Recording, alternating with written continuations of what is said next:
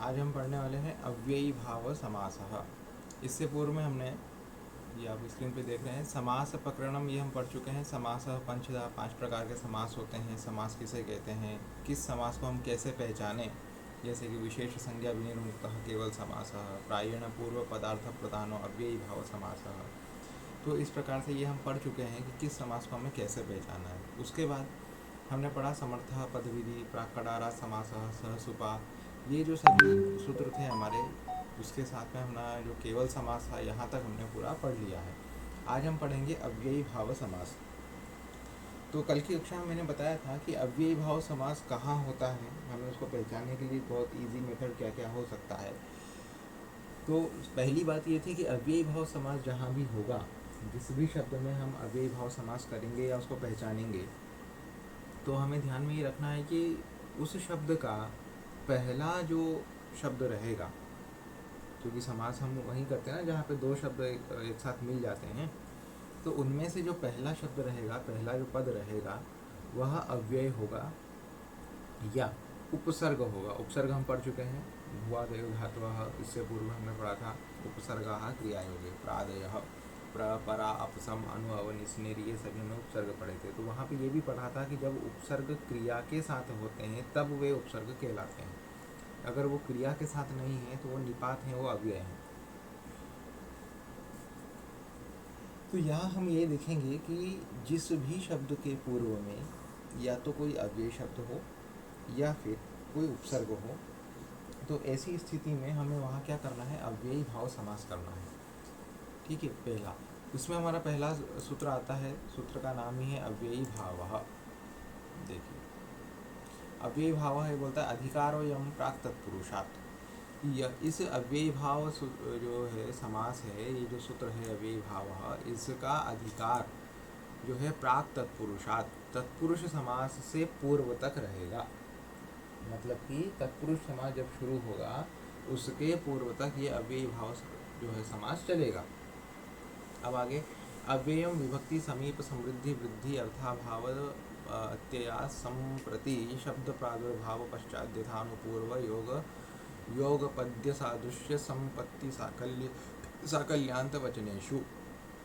कि अब ये जो अव्ययी भाव समास है और इसमें जो अव्यय प्रयुक्त होंगे वो किन किन अर्थों में होंगे, उनके क्या क्या मीनिंग हो सकते हैं, ये हम पढ़ रहे थे। तो उनके मीनिंग जो हैं, या तो विभक्ति का मीनिंग देंगे, समीप, समृद्धि, वृद्धि, अभाव, अत्यय, संप्रति, शब्द प्रादुर्भाव, पश्चात, यथा, अनुपूर्व, युगपद, सादृश्य, संपत्ति, साकल्य, ठीक है, या अंत, इस प्रकार के वो मीनिंग देंगे। तो इतने प्रकारों के जो भी अव्यय हैं वो सभी अव्ययी भाव समास में हम देखेंगे। अब देखो, आगे आता है प्रथमा निर्दिष्टम समास उपसर्जनम। समास शास्त्रे प्रथमा निर्दिष्टम उपसर्जन संज्ञम स्यात्। ठीक है, ये ऐसा बोल रहे हैं कि प्रथमा से जो निर्दिष्ट हुआ है, जिसको अब इससे पूर्व वाला जो शब्द है ना, और सूत्र है ना हमारा अव्ययम विभक्ति समीप समृद्धि, ये सब, तो इसमें जिस शब्द में प्रथमा विभक्ति लगी है, ठीक है, उसको उपसर्जन संज्ञा करेंगे। उसका क्या नाम होगा, उसकी उपसर्जन संज्ञा हो जाएगी। जैसे हमने गुण संज्ञा की, वृद्धि संज्ञा की, ठीक है, तो इस प्रकार से हमने संज्ञाएं की थी। तो यहाँ पर जो संज्ञा हो रही है उसका नाम है, उस संज्ञा का नाम उपसर्जन संज्ञा। जैसे हमने एक बार टी संज्ञा भी की थी। ठीक है, तो अब देखिए ऊपर वाला जो सूत्र है हमारा अव्ययम विभक्ति समीप समृद्धि, ये सब में, तो इन सब में जो अव्ययम ऐसा जो लिखा हुआ है, उस अव्ययम शब्द में क्या है, प्रथमा विभक्ति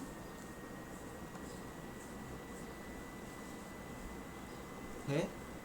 क्योंकि अव्ययम यहाँ पे एक शब्द है, इसके बाद विभक्ति समीप समृद्धि वृद्धि, ये पूरा का पूरा एक शब्द में लास्ट में आता है वचनेषु।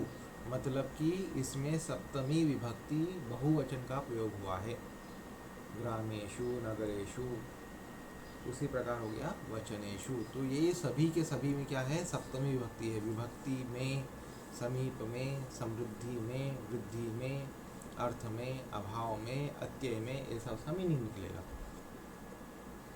तो सूत्र क्या बोलता है, प्रथमा निर्दिष्टम समास उपसर्जनम, बोले समास शास्त्र प्रथमा निर्दिष्टम उपसर्जन संज्ञम स्यात्। कि समास शास्त्र में जहाँ वे समास चल रहा है वहाँ पर जिसको प्रथमा विभक्ति के द्वारा निर्दिष्ट किया गया है, बताया गया है, उसकी उपसर्जन संज्ञा होगी, उसको हम उपसर्जन बोलेंगे। अब अगला सूत्र क्या बोलता है? उपसर्जनम पूर्वम समासे उपसर्जनम प्राक प्रयोज्यम। अब उसकी उपसर्जन संज्ञा क्यों की है? बोले उपसर्जन संज्ञा करने का क्या के बाद हम क्या करना है? तो बोले जिसकी उपसर्जन संज्ञा की है उसको पहले प्रयुक्त करना है, उसको पहले लगाना है, बाकी बाद में लगेगा। ठीक है, इत्यधे है प्राक प्रयोग। अब देखिए कैसे, मैं शब्द बना के बताता हूँ। हमारा जो हिंदी मीनिंग है वो है हरि पर। ये हमारा हिंदी मीनिंग है। ठीक है, अब हरि को तो हम क्या बोलेंगे? हरि को हरि कहेंगे। पर यानी उसके ऊपर, उसके लिए प्रयुक्त होता है अधि शब्द, है ना। हिंदी मीनिंग क्या था? हरि पर, हरि में या हरि पर, हरि पे, ऐसा। तो हरि और अधि। अब यहाँ पर देखिए उन्होंने बोला कि जो प्रथमा से निर्दिष्ट हुआ था जो शब्द, वो कौन था? वो था अव्यय। तो इसमें देखिए हरि शब्द अव्यय है या अधि शब्द अव्यय है? तो यहाँ पर हरि जो है वो तो शब्द रूप है, वो अव्यय हो नहीं सकता। तो बचा कौन? अधि। तो अधि जो बचा है वह शब्द रूप नहीं है, वह अव्यय है। इसलिए हम जब इसका समास करेंगे तो हम बनेगा अधि हरि ही। हरि ही नहीं होगा, केवल हरि बनेगा, अधि हरि। तो अधि हरि में अधि हमने पहले क्यों लिखा? हरि अधि भी लिख सकते थे, लेकिन नहीं, वहाँ पर उन्होंने किया कि जो प्रथमा से निर्दिष्ट जो शब्द है वह अव्यय, उसकी हुई उपसर्जन संज्ञा। उपसर्जन संज्ञा होने के बाद उपसर्जनम पूर्वम, इस सूत्र से जिसकी उपसर्जन संज्ञा हुई है उसको पहले लगाना है, ऐसा उन्होंने बताया। जब भी हम सामासिक शब्द बनाएंगे, समस्त पद बनाएंगे, वहाँ पे उपसर्ग को पहले प्रयोग करेंगे। ठीक है, इसलिए अधिहरि रूप बना। इसका जो विग्रह वाक्य होगा वो होगा हरौ इति। अधिहरि हरौ इति। ठीक है, अब ये उपसर्जनम पूर्वम है, इसको पूरा पढ़ें। देखिए, समासे उपसर्जनम प्राक प्रयोज्यम, समास में उपसर्जन को पहले प्रयुक्त किया जाए। इत्यधे है, इस प्रकार। इति अधे है, अधि का प्राक प्रयोग पहले प्रयोग होगा। सुपो लुक, सुप का जो है लोप हो जाएगा। एक देश विकृतस्य अन्यत्वात् प्रातिपदिक संज्ञायाम खाद्युत्पत्ति ही, स्वाद्युत्पत्ति, खाद्युत्पत्ति नहीं, स्वादि की उत्पत्ति होती है। एक देश विकृत न्यायस्य अनन्यत्वात् प्रातिपदिक संज्ञायाम स्वाद्युत्पत्ति ही अव्ययी भावश्चेत्यय अव्ययत्वात् सुपोलुक। तो देखो क्या होता है, मैं समझाता हूँ। तो ये जो अधिहरि रूप बना अपना, ये ठीक है, इस अधिहरि में क्या हुआ? पहले तो हमने सुप का लोप कर दिया, सुप विभक्ति का लोप कर दिया। फिर एक देश विकृत न्यायस्य अनन्यत्वात्, बोले एक देश विकृत न्याय से। एक देश विकृत न्याय का मतलब होता है कि जब कोई पद किसी स्वतंत्र रूप से उपस्थित हो तो वहाँ पर कोई ना कोई विभक्ति लगा करके उसको हम पद बना देते हैं। जैसे कमल शब्द है, लेकिन कमल जो है केवल शब्द है, पद नहीं है। वो पद कब बनेगा? जब उसमें विभक्ति लगेगी। संज्ञा प्रकरण में हमने पढ़ा है सुप्तिंगंतम पदम, जब तक किसी में सुप या तिंग विभक्ति नहीं होती है तब तक वो पद नहीं कहलाता है। तो इसमें अधिहरि को हम क्या करना पड़ेगा? अधिहरि ही, ऐसा हम करेंगे।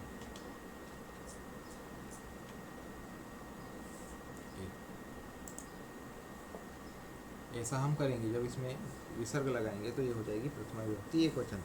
तो इस प्रकार से उसकी प्रातिपदिक संज्ञा होकर के स्वादि की उत्पत्ति हो जाएगी। स्वादि मतलब सु ओजस अमोर्षक, जिसको स्वादि बोलते हैं।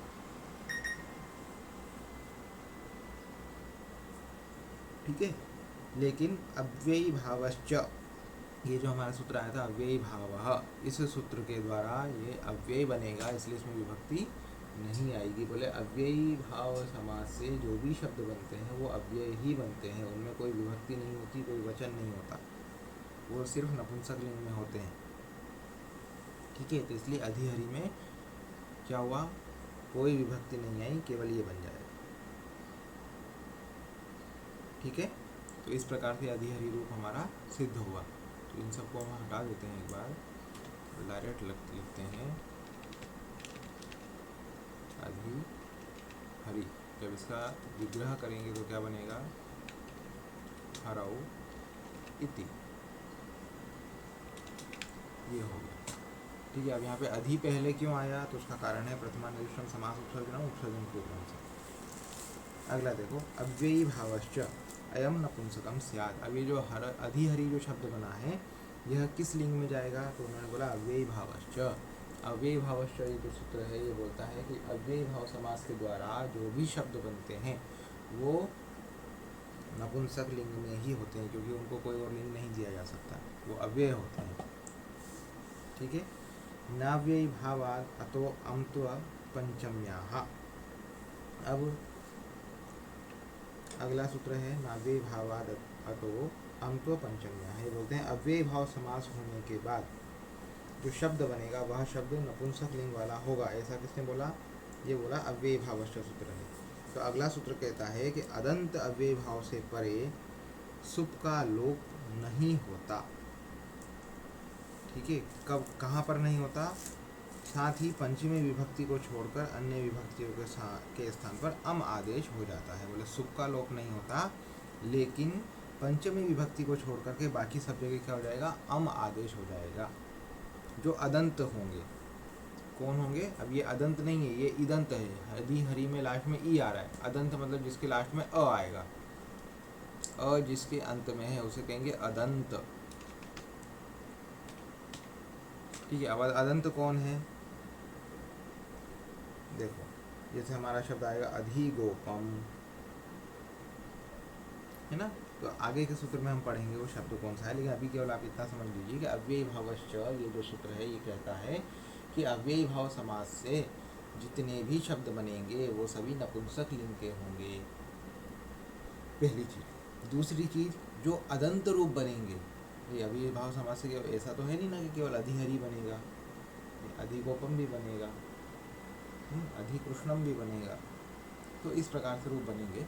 तो जहाँ जहाँ भी अव्ययी रूप बनेंगे वो सभी अगर अदंत हैं, अदंत नहीं है तो सीधा सीधा अधिहरि ऐसा बन जाएगा और उसमें कोई विभक्ति नहीं आएगी। लेकिन अगर कोई अदंत है, उसके लास्ट में अ आ रहा है, तो उस स्थिति में क्या होगा, पंचमी को छोड़कर, पंचमी विभक्ति को छोड़कर शेष जितनी भी विभक्तियाँ होंगी उन सब के स्थान पर अम हो जाएगा, मतलब कि द्वितीय विभक्ति एकवचन हो जाएगी। ये विशेष नियम है, इसको ध्यान रखना है। ठीक है, अगला सूत्र देखिए। अगला सूत्र कहता है कि तृतीया सप्तम्योर बहुलम। तृतीया सप्तम्योर बहुलम क्या कहता है, कहता है अदंत अव्ययी भाव समास से परे तृतीया और सप्तमी के स्थान पर बहुल से अम आदेश होता है। मतलब वो भी अम आदेश ही करेगा। बहुल से मतलब कि निश्चित रूप से, बहुलता से, उसको कोई काटेगा नहीं। इन कंडीशन अगर मान लो प्रथमा द्वितीय तृतीया चतुर्थी ये सब जो है इनको अगर मान लो काट भी दिया किसी और विभक्ति को, तो भी तृतीया और सप्तमी विभक्ति को कोई काटेगा नहीं, वहाँ पे निश्चित रूप से अम ही होगा और कुछ नहीं होगा। ठीक है, जैसे कहीं चतुर्थी विभक्ति अगर हो रही है, वहाँ पे अगर मान लो कोई सूत्र आ जाता है, बोलता है कि नहीं साहब चतुर्थी की जगह ऐसा होगा वैसा होगा, तो वह बाकी स्थान पर हो सकता है। जैसे पंचमी के लिए बोल दिया उन्होंने, बोले पंचमी को छोड़कर सभी जगह अम होगा, लेकिन पंचमी में अम नहीं होगा। ठीक है, इस प्रकार से तो उन्होंने अलग से सूत्र बना दिया, बोले तृतीया सप्तमी और बहुलम। बोले तृतीया और सप्तमी में तो कुछ भी हो जाए, चाहे दुनिया इधर से उधर हो जाए, लेकिन वहाँ तो अम आदेश ही होगा, कोई दूसरा आदेश नहीं हो सकता है। अब देखो आगे, अदंताद अव्ययी भावा तृतीया सप्तमी और बहुलम अम भाव स्यात्। ठीक है, बहुल से अम आदेश होगा। अब रूप बना रहे हैं ये अधिगोपम।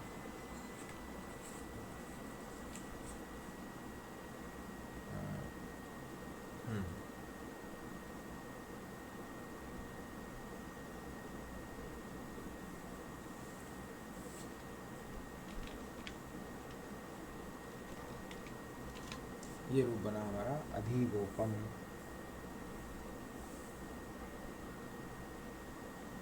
अब यहाँ पर अधिगोपम ऐसा बताने का क्या, अब ये अधिगोपम जो रूप है ना, तो अब इस अधिगोपम में अगर मान लीजिए अधिगोपम में नपुंसक लिंग का रूप है, ठीक है, इस नपुंसक लिंग के रूप को अगर हम रूप चलाएंगे तो क्या बनना चाहिए, जैसे फलम फले फलानी, इस प्रकार से रूप चलने चाहिए फल के समान, क्योंकि नपुंसक लिंग है ना। अभी भाव से उसने बोला कि अयम नपुंसकम स्यात्, ये नपुंसक लिंग में होता है। तो नपुंसक लिंग में होता है तो अगर एक गोप है, गोप यानी होता है ग्वाला, कि एक ग्वाला है तो उसके लिए बोलेंगे हम गोपम, अधिगोपम। ठीक है, अगर ज़्यादा है तो फिर उसके लिए ज़्यादा भी तो प्रयोग होगा ना। जैसे एक फल होता है तो फलम, ज़्यादा होता है तो फलम फले फलानी, द्विवचन बहुवचन ऐसे होता है, तो इसके भी ऐसे होना चाहिए, अधिगोपम अधिगोपे अधिगोपाणी। लेकिन अब यहाँ पर मेन बात यहाँ आती है कि जो अब नपुंसक लिंग जो ये अव्यय भाव समास में जो नपुंसक लिंग का प्रयोग उन्होंने भी बोला और अम आदेश किया, तो वो सभी जगह किया। कैसे? अब इसकी प्रथमा विभक्ति बनेगी अधिगोपम अधिगोपम अधिगोपम, एक वचन द्विवचन बहुवचन में सब में अभी अधिगोपम।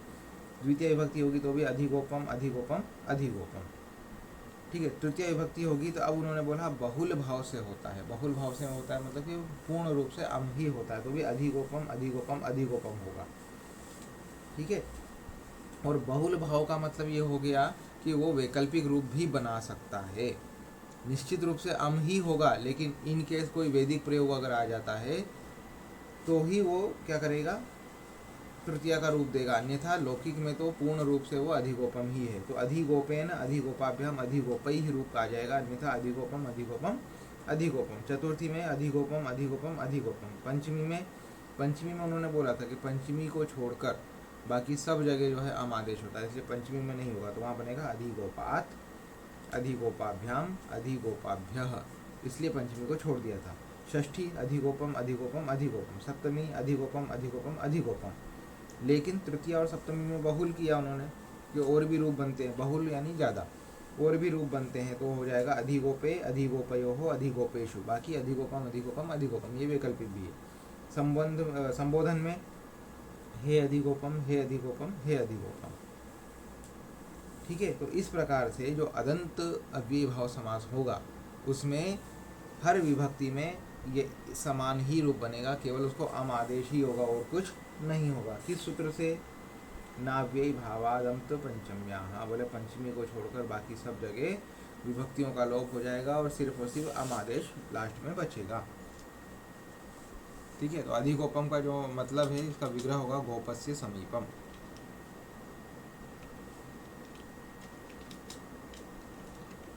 गोपस्य समीपम इति अधिगोपम। ठीक है, उसी प्रकार रूप आ जाता है कि उपकृष्णम।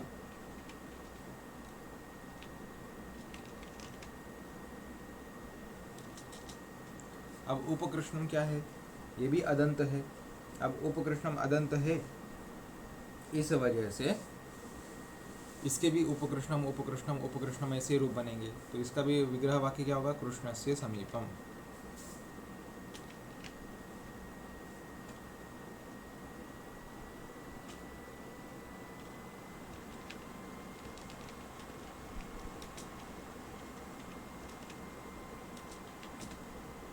फिर इसके बाद और उदाहरण है सुमद्रम।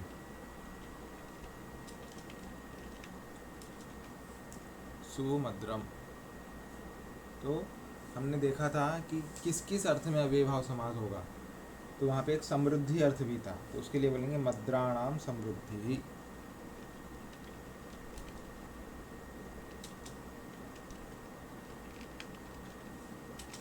मद्राणाम समृद्धि इति सुमद्रम।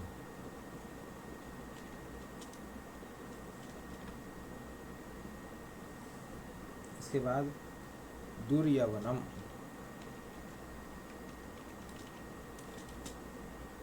यवनानाम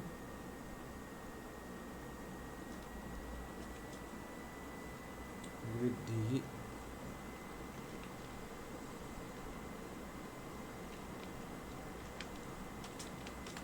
ठीक है, इति दुर्यवनम। ये सभी क्यों लिखा रहा हूँ? ताकि आप जो है इसको याद कर लें, क्योंकि आपसे विग्रह वाक्य ही पूछा जाएगा कि अधिगोपम का विग्रह वाक्य करो तो गोपस्य समीपम, और बोल देंगे गोपस्य समीपम का समस्त पद बनाओ, तो आपको अधिगोपम ऐसा बनाना पड़ेगा, तो ये हमें पता होना चाहिए। फिर है निर्मक्षिकम, ये मैंने पढ़ाया आपको पहले। निर्मक्षिकम मतलब मक्षिकाणाम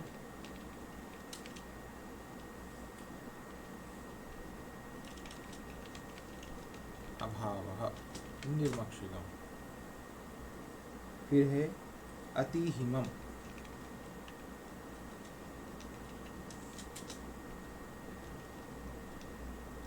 हिमस्य अत्ययः।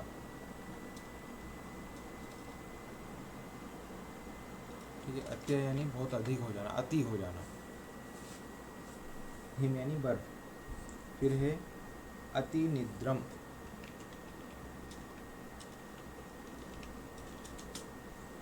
तो निद्रा संप्रति न युज्यत,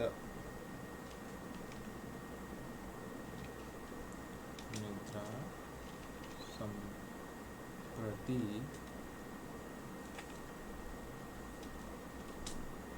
न युज्यत।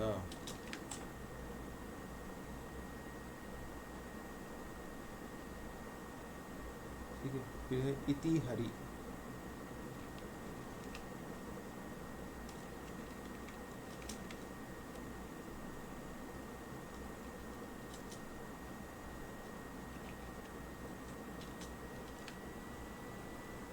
हरि शब्दस्य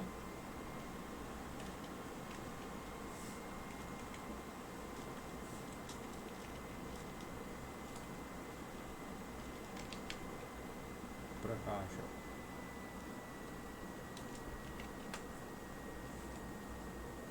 फिर अगला आता है अनुविष्णु,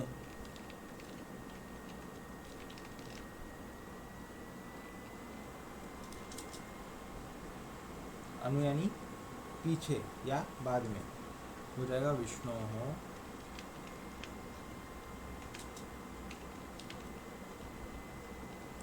पश्चात, यहाँ पे प्रकाश हमें विसर्ग आएगा, विष्णु हो पश्चात।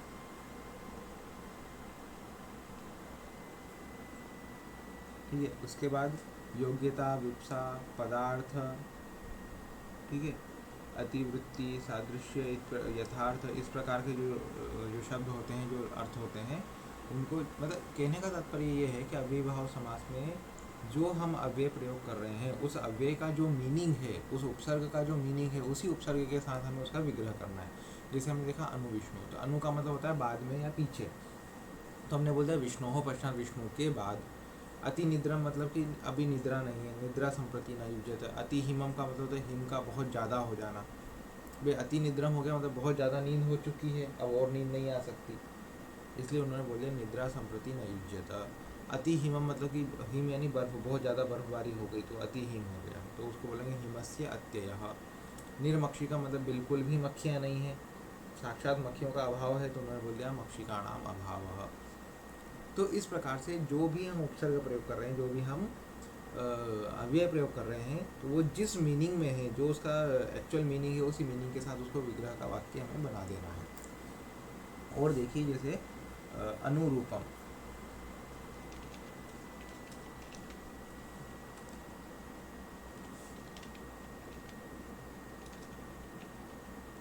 ये हमारा शब्द है अनुरूप। अब अनुरूप का मतलब होता है उसके अकॉर्डिंग, उसके जैसा, तो जो रूपस्य योग्यम,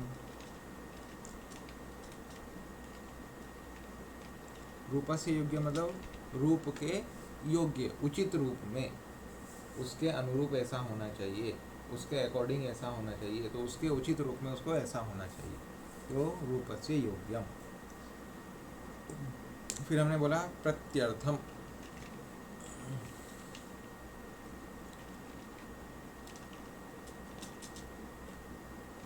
हो जाएगा अर्थम,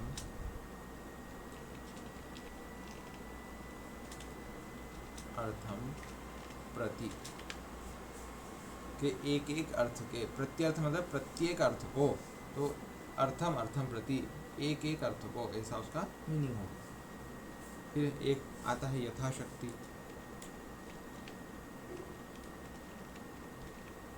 यथाशक्ति को बोलेंगे यथा यानी उसका जितना उसमें साहस है, ठीक है, उसकी सीमा के अंदर जो काम हो रहा है वो होगा यथाशक्ति। मतलब मैं बोलूँगा भाई मैं यथाशक्ति पढ़ा सकता हूँ, मतलब जितना मेरी कैपेसिटी है मैं उतना पढ़ा सकता हूँ, तो वो हो गया। मैं कैपेसिटी होना मतलब कि वो हमारी एक लिमिटेशन हो गई, तो उसको है कि वो लिमिटेशन, जो लिमिट है वो क्रॉस नहीं होना चाहिए, तो बोलेंगे शक्तिम अनतिक्रम्य।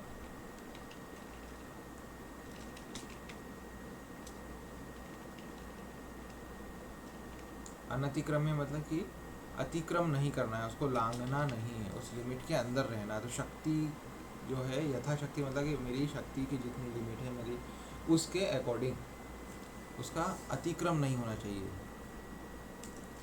तो ये देखो, यथा का मीनिंग होता है कि एक लिमिट के अंदर होना काम, तो हमने उसी मीनिंग में उसको विग्रह उसका कर दिया। अब अगला हमारा सूत्र आता है अव्ययी भावे चा काले। देखो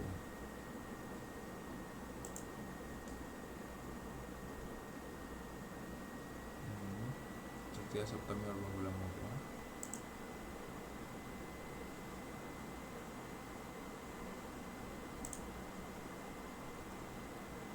ये आया अव्ययी भावे चा काले, सहस्य सह स्याद अव्ययी भावे न तो काले। अब ये क्या बोलता है? बोलता है यदि काल का वाचक शब्द उत्तर पद में न हो तो अव्यय भाव समास में सह के स्थान पर स आदेश होता है।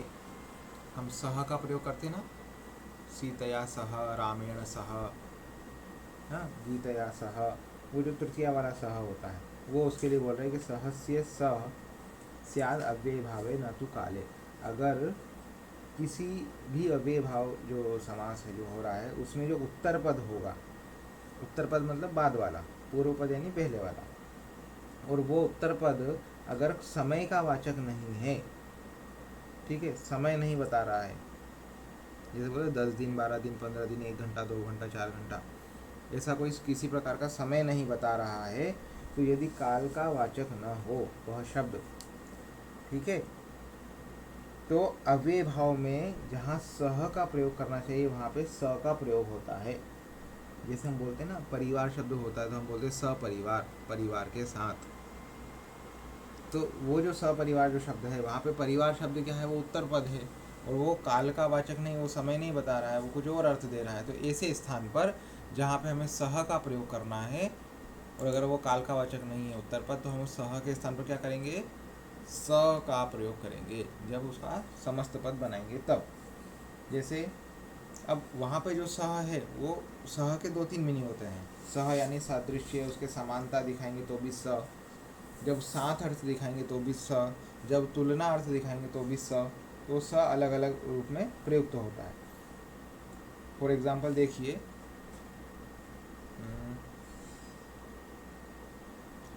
सहरी रूप है आपके कोर्स में, सहरी, ठीक है, तो इसका बनेगा हरे हे सादृश्यम,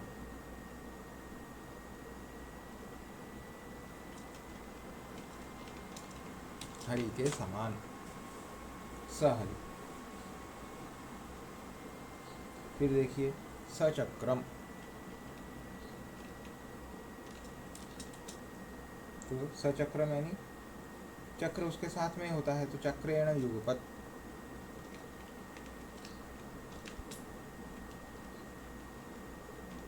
युगपत यानी उसके साथ में होना, चक्र के साथ। फिर सदृशः संख्या, सख्या, ससखी, ससखी होगी, सदृशः सख्या,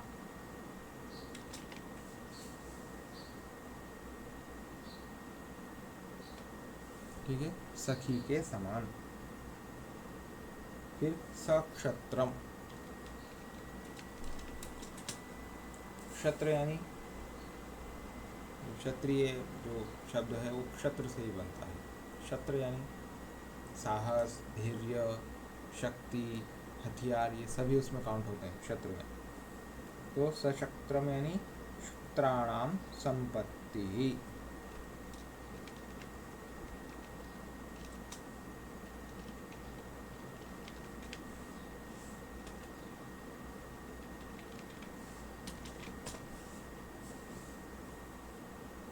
फिर है साग्नि,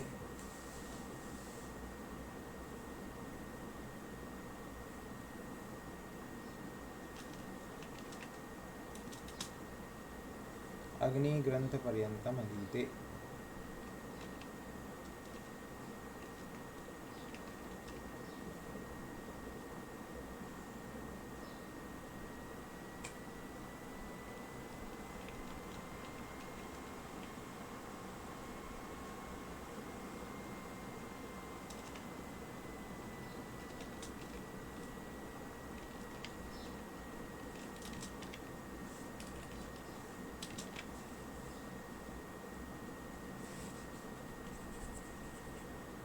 ठीक है, तो इस प्रकार से भी स का प्रयोग हम कर सकते हैं अव्ययभाव में। केवल हमें ध्यान ये रखना है कि वहाँ पे जो उत्तर पद है वो समय का वाचक नहीं होना चाहिए।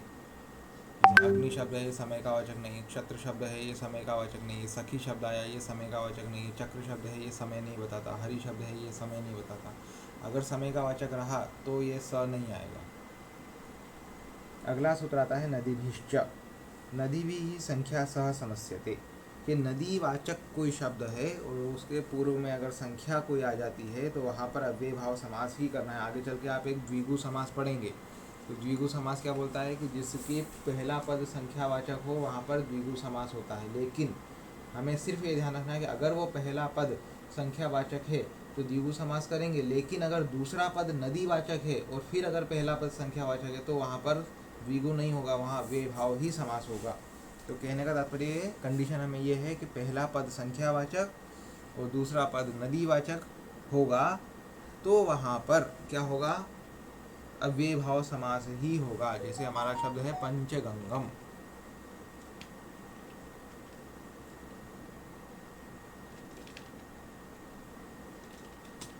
ठीक है, और इसका जो मीनिंग निकलेगा वो होगा समाहारे चायम इष्यते। आप बुक में देखिए वहाँ लिखा है पंक्ति समाहारे चायम इष्यते, कि इसका जो मीनिंग है वो समाहार यानी समूह अर्थ में ही निकलेगा। जैसे पंचानाम गंगानाम समाहारः, 5 गंगाओं का समूह।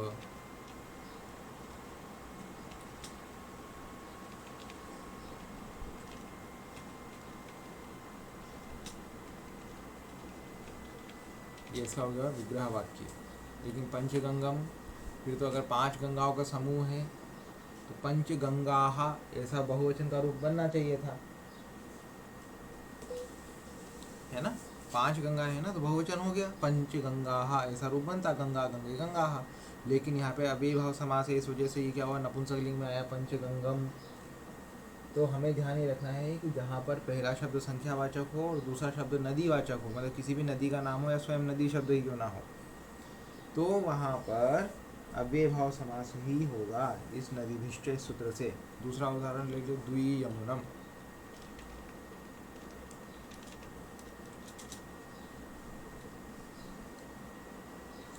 तो यहाँ पर भी देखिए पहला शब्द संख्यावाचक है, दूसरा शब्द नदीवाचक है, तो क्या बनेगा, द्वयोः यमुनयोः समाहारः।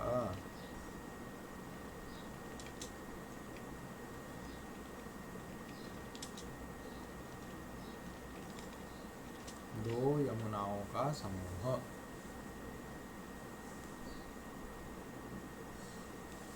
ठीक है, आप इन सभी का अभ्यास कीजिए। आज हम यहाँ पर रखते हैं इतना। शेष आपके 2 या 3 सूत्र और बचे हैं, फिर आपकी अव्ययभाव समास पूरा हो जाता है।